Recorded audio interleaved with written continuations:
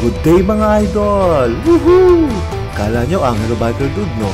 In this video, magre-recovery ride tayo habang di pa bumubuhos ng todo si Bagyong Christine. Babaybayin natin ang kahabaan ng Plaridel Bypass sa Bulacan para makapag-relax at namnamin ng magagandang tanawin na makikita habang binabaybay ang kahabaan ng magandang kalsadang ito. This is Ian and you're not watching Angelo Biker Dude!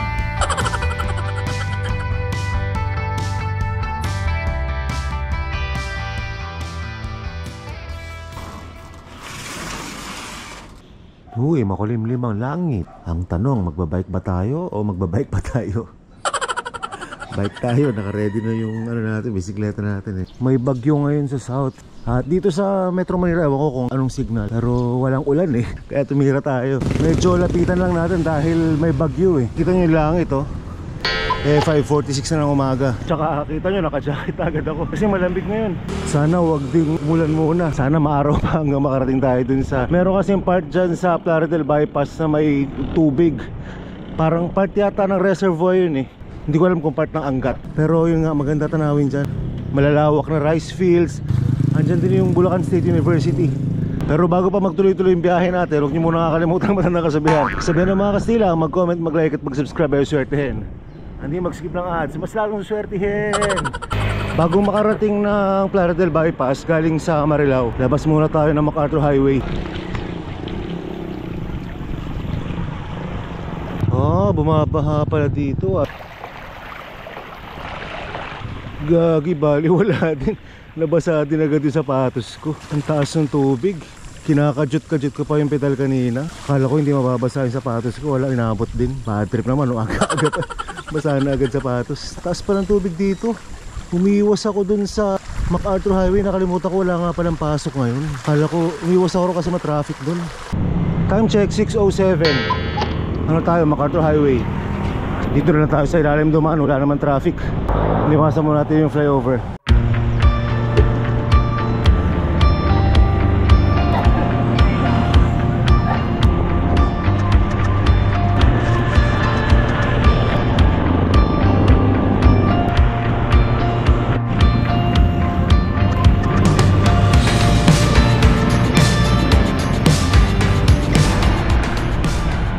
Uy, baha din dito kila sa Ronnie sa Balagtas, so si Batman.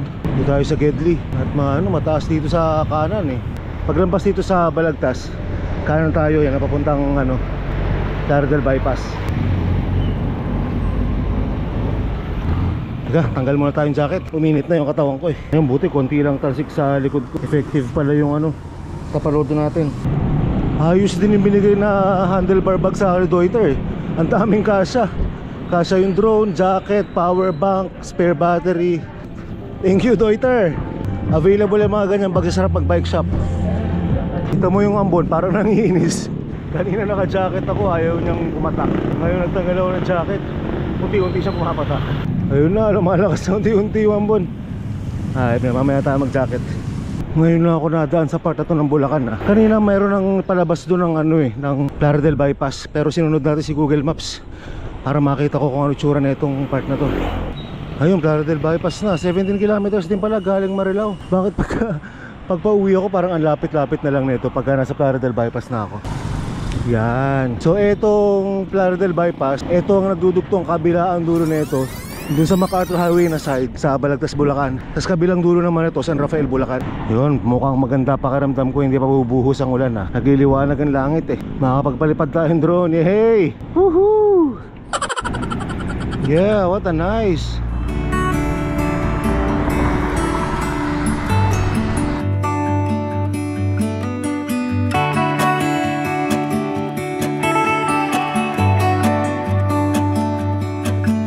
It's the same old story being told inside my head. I'm too shy to straighten up my bones and be a man. 7:04, naka 20 kilometers na tayo. Excited talaga ako makarating dun sa dun sa may tubig na part na to. At gandang-ganda ako sa part na yun eh. Karugtong yata siya ng Angat Dam. Hindi ko lang sure. Ang gala pa oh.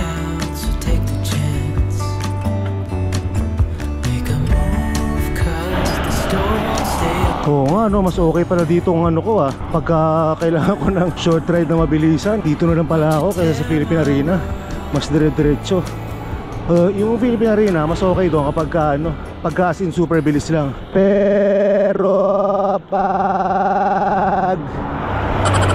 Pero pag halimbawa gusto ko ng quick na 50 to 60 kilometers, dito ako sa Laredel Bypass. Sarap po, dire-diretso. Ito rin pala ang ruta papuntang papuntang Gapan, papuntang Nueva Ecija.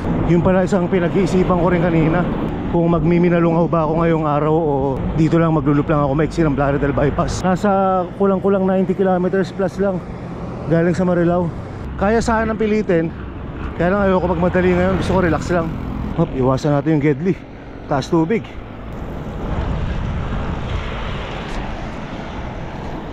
Meron pa nga palang part dito na kailangan umakyat ng flyover. Ito ginagawa pa kasi yung, hindi ko alam kung may taas sa ilalim. Hindi, danda sa ilalim. Tatamad ako umakyat, taas yan haba. Relax lang tayo, relax. Bawi tayo sa next ride. Next ride, tira ulit tayo ng mahaba-haba. Mahaba-haba, exciting. Saan kaya makapunta?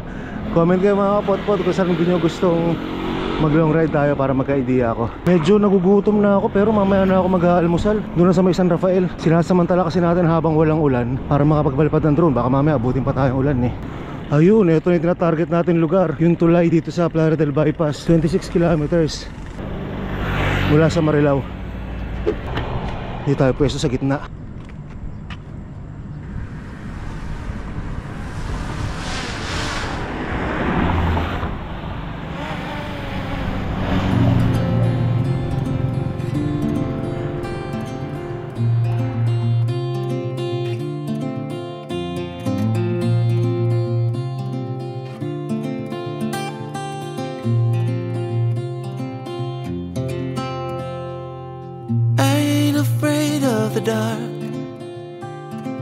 Once you let the light in, you won't see the beautiful stars shining down from afar.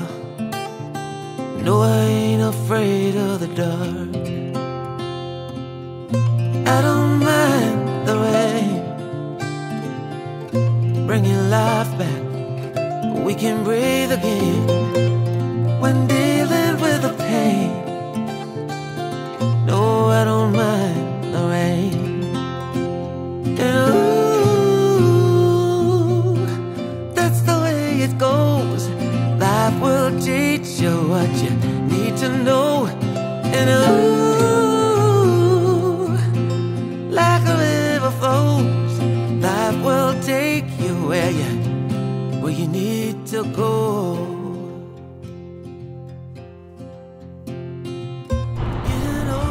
Ayun kita nyo sa unahan na yun lusong to tapos ahon yun. Rolling Hills, rock music, pasok!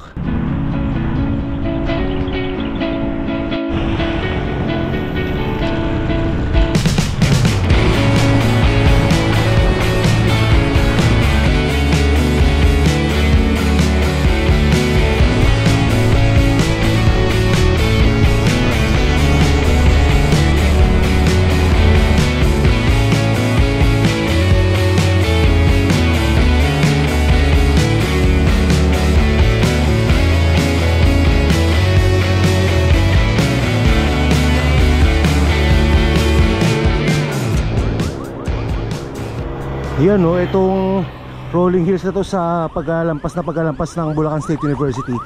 4% gradient din yan. Tapos meron pa ulit dito after ng Bulacan State University. Uy, si Master Idol ka rin ko. Ang pangalan mo, Master? Miko? Misis mo? Teresa Basario. Shout out ang Teresa. Ayun, ito na tayo sa dulo ng Laredel Bypass. Grabe, 35 kilometers din 35.43. 8:25 oras natin. Grabe. Magsi-70 rin pala ako balikan. Ayos to. Ayos, saktong-sakto. May shell select din dito. Kaya yung tambayan.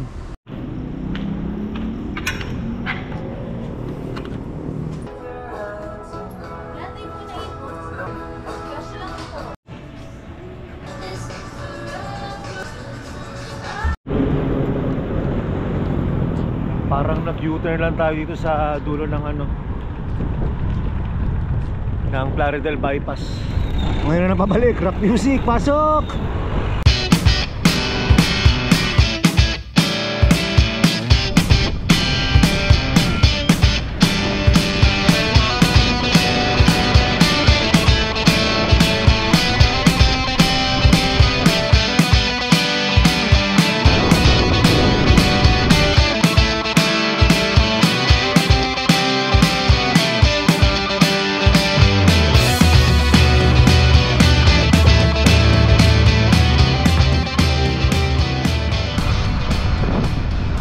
Habang 2% pala nitong ano, 2% ahon itong paggaling sa, itong pabalik galing Bulacan State University.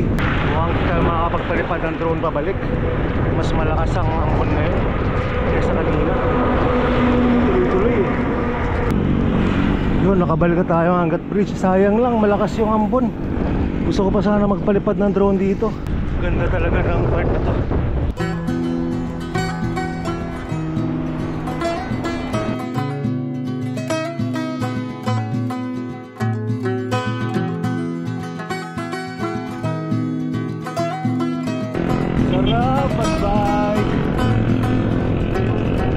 One day, like a tidal wave, a hurricane, like a thunderstorm, the pouring rain, it comes rolling in,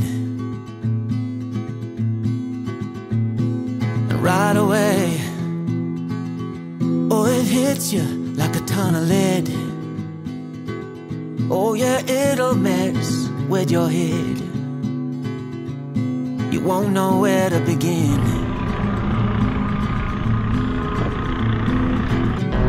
You can't keep up, you fall behind.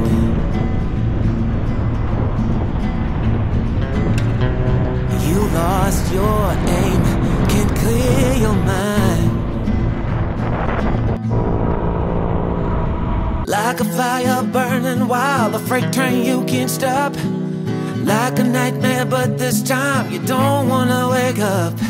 It pulls you in, it takes over. You just can't let go of the worst, best thing that's ever happened to you.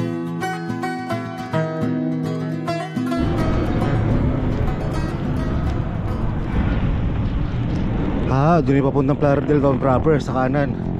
Tayo diretso tayo kasi itong Plaridel Bypass, ang tumbok na ito sa kabila, NLEX naman, Balagtas exit. Nung papunta tayo, na-skip natin itong part na to.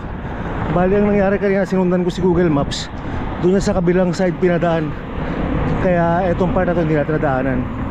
Yung giginto na tayo, malapit na tayo sa dulo ng Plaridel Bypass. Kakaliwa na tayo dito, papunta Balagtas.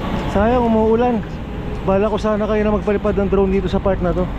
Mukhang eto na ang ano natin bagong ikutan. Hindi na sa Philippine Arena. Taga gusto ko ng isang quick ride.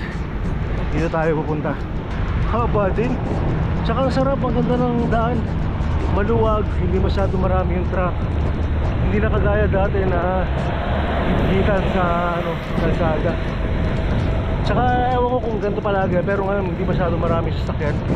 Konti lang ang mga truck na nakasabay natin. Kaliwa na tayo dito sa ilalim ng flyover papuntang Balagtas.